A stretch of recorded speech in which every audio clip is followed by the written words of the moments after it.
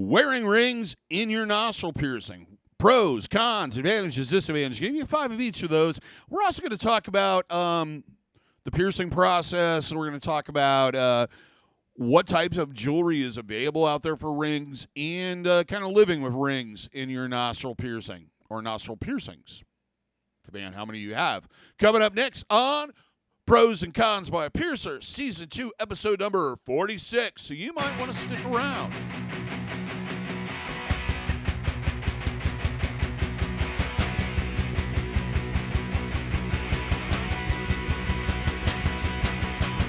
For those that are new to the channel, first off, welcome to the channel. I hope you're enjoying the videos, finding them helpful, and etc.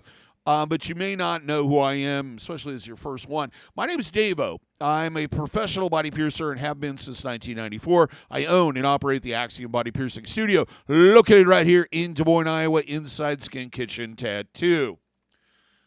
So what we're going to talk about today is probably one of the most common questions I get from just about everybody that gets their nostril pierced. First off, they ask, why can't I get it pierced with a ring? The second thing is, when can I wear a ring in it?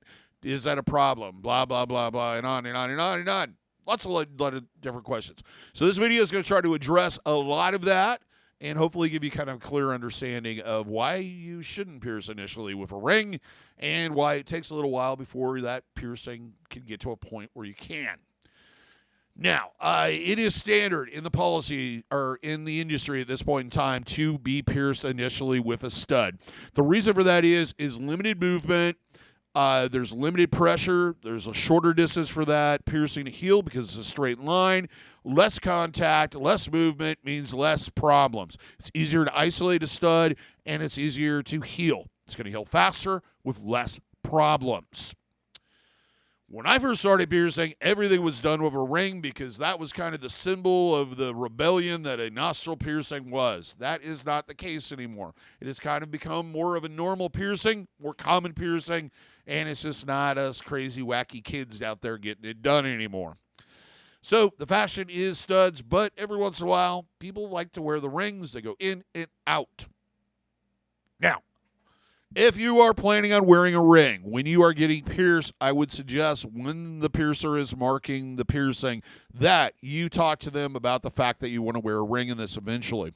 The reason being is depending on how far it is up in your nose, that ring needs to be wide enough to wrap all the way around.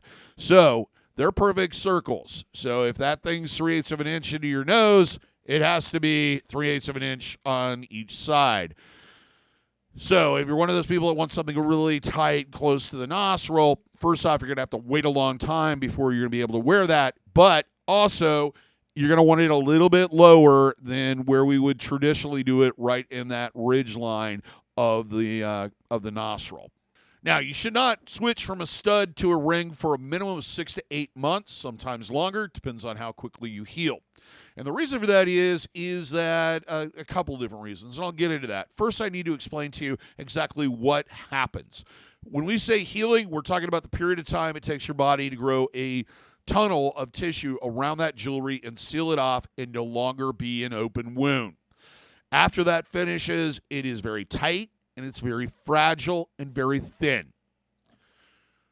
After you've got that healing, what your body does is try to mature it and season it and make it a more permanent fixture in your body and protect itself better. To do that, it produces additional tissue and it thickens up that piercing tissue, and in the process kind of loosens up away from that jewelry. At that point in time, it's easy to put a ring in. The reason why we want you to wait until then is a couple of different things. First off, you're going from a straight line into a curved line. When you put that jewelry in, sometimes they'll want to curve into the piercing instead of going all the way through to the second hole. If that tissue is very, very thin, there's a chance that it'll just poke right into that newly healed piercing and start the healing process all over again. The other issue is you create these hot spots by having that circle in there and it's so tight. Your body will think that that's abuse and begin to build up scar tissue, which can lead to bumps, basically is what I'm getting at. I always advise people, if they put the ring in and they start having problems, go back to the stud, and that should solve the problems, and give it a little bit more time. And lastly, it's just easier to put the jewelry or take jewelry in and out when it's more mature. So let's get into the pros, the cons, advantages, disadvantages, things that make you go, yeah, I want to wear a ring in my nostril. Starting with number one, it's a lot more noticeable. For some people, I guess this would be a con, but it kind of makes more of a statement. It's more bold. There's a lot of different designs out there that can incorporate gem settings and etc. So it gives you a little bit more option of how you can make your nose look. Number two, large variety of different designs of rings, not only in the type, but also in the style. There's lots of options out there. I think we stock probably about 20 different rings for just nostrils. The hinge style that come with gem settings on them, opals, all kinds of fun stuff, textures, multi-ring, stacks, fanned, all kinds of fun stuff that you could probably fit in your nostril. So there's a lot of options out there. Number three, rings tend to be a little bit more secure depending on the stud type of jewelry that you're using than studs, especially when it comes to L-bends and nostril screws. A ring, because it's a closure and it's a perfect circle, it takes a lot more to get it out of there than, say, a L-bend where it just takes a little bit of a turn and then it's on its way to Arizona or wherever every lost piece of jewelry goes. Number four, because it has a rounded surface, it tends to be less likely to catch on clothing and other things. The problem with studs, maybe one of its biggest drawbacks, is often we put these prong settings on there, or these settings that are a little bit off of the little thick, and those can get caught sometimes, especially in loofahs, which are evil. They're enemy number one of all piercings, or blankets, clothes, other things. So with the ring, there's this kind of just slides off of it, less likely to get caught. But we put some fancy thing on it, like a catty bead with a big bunch of spikes, that'll probably get caught just as much. Number five, low maintenance. You basically can put a ring in something and leave it in there indefinitely and never have to worry about it again. You can do that with a lot of LeBray studs, the threadless style, but there still is a kind of a level of maintenance that you want to make sure that I always generally suggest put a little pressure on it, make sure that it's still seated, that it's not going to fall out. But other than that, rings kind of have a little bit more of a history of staying in longer and being less likely to get caught and fall out. With the pros out of the way, just a little reminder, if you like this video, please like it, share it with other people, and if you haven't already, subscribed, and if you have something to add, make a comment. Now it's time for the cons, the disadvantages, the things that make you go, oh, yeah, I don't want to wear a ring in my nostril. Starting with number one, there's a lot more contact. This is one of the reasons why we don't suggest piercing with them. I guess I didn't cover that at the beginning. This is the one I forgot. Because it's out there and it sticks out a little bit from the nose. It's going to have a lot more contact, clothing, bedding, other people, walls, anything it comes in contact with. It just has a higher profile, so thus, it's going to hit things more often. Number two, a lot more movement. With studs, they kind of slide in, they slide out, but that's about it. With rings, they slide in, they rotate, they move, they swing back and forth, etc. So there's a lot more movement. It's one of the reasons why we don't suggest piercing initially with rings. This can only be a problem during the healing process if you have like a hinged or segment ring or a seamless or something where there's a spot in there that you don't want against that piercing, and I'll get to that later. That can happen just basically because there's so much more movement with rings than there are opposed to studs. Number four, already checked on this, or number four, already kind of touched on this, but the width needs to be wide enough to go through the bottom or wrap around the bottom of the nostril, making the profile bigger. Depending on how high it is in your nostril, the higher it is, the bigger the ring. Number five, depending on your employer, it may affect your employment. They might be okay with a stud in there, but they may not be okay with you having a big giant ring in there. Do check with them beforehand before you change out, because nobody wants to be sent home because they have to, change their nostril jewelry. Or have to take it out, work the whole day with it empty, and possibly lose the piercing because it closes. If you like merch, you like swag, you like t-shirts, check out our merch store. Link is in the description. Now let's move on to jewelry styles. There's basically 5 different styles of rings for nostrils. The first one being the hinged ring, which is probably the most popular right now. This has a segment of it that hinges out and locks into place. It became very popular with septums. Some people call them septum clickers, which they're not. They're clickers are an entirely different thing, but they have kind of the same mechanism and style. The nice thing about the hinge rings is it gives the manufacturers an option of attaching a lot of things or doing different designs on the ring that you wouldn't be able to do with other style jewelry, because it's kind of designed just to sit in that area that comes out with a hinge. Just a hint, for those that are wearing these and like septum piercings, etc., and the thing keeps like rotating on you, get some O-rings. Something that is made of silicone. Check your local piercing shop. They should have them. And put that on each side, and that will keep that ring from rotating. You just got to set it in there. Just clean them on a regular basis. The second one is probably the most common, or the traditional, is the Catty bead ring. The Catty bead ring has a bead that comes out of it. There's like a segment of the ring missing. These open you up to a lot of different designs. The bead or attachment or whatever they want to call it this week that goes in there comes in a lot of really unique designs, so you can kind of change it out.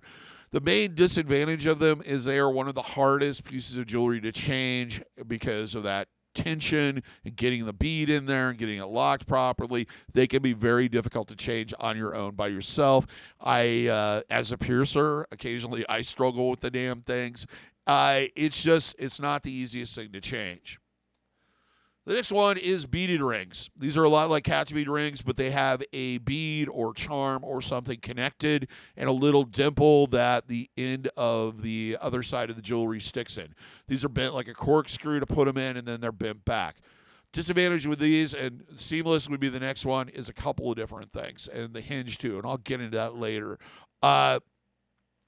Biggest disadvantage with these is they can be difficult to change if they're made of titanium or some harder metals.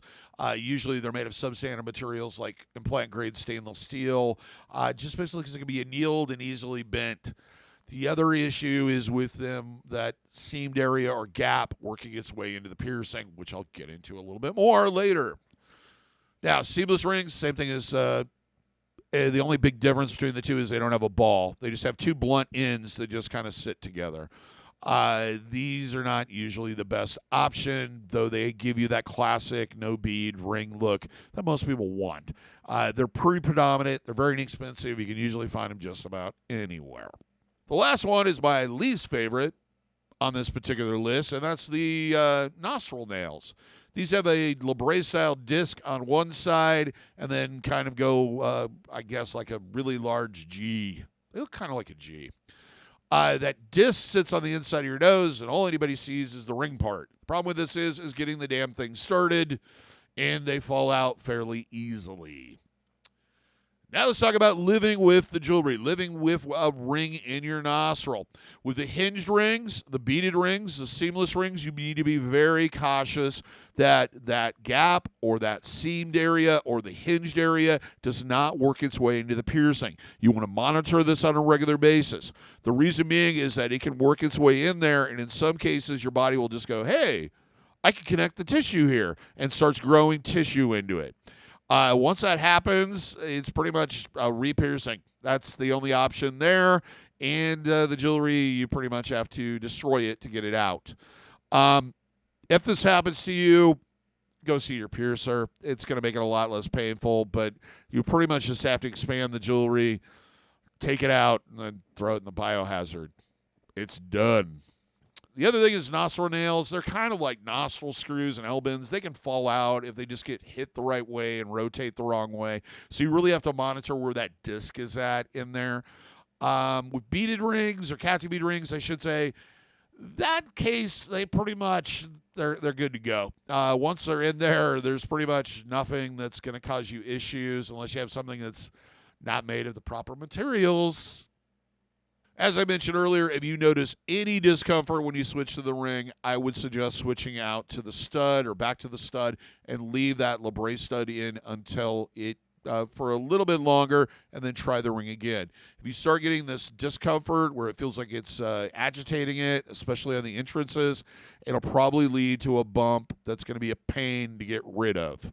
And lastly, the ring may be a lot larger than you pictured. I know I've brought this up a couple different times, but it may take a while to get used to having it in there. I always tell people when they go, oh, it's too big, and blah, blah, blah. I'm like, give it a day or two. Come back. If you're not happy, we'll put the other one back in for you. Well, that's all I have to say about this today. Till next time, here's hoping all your piercings heal with ease and without a single issue. And if you're in the Des Moines, Iowa area, I hope to see you for your body piercing needs in the future. Have a good day, everybody. Take care. And we'll see you in the next video.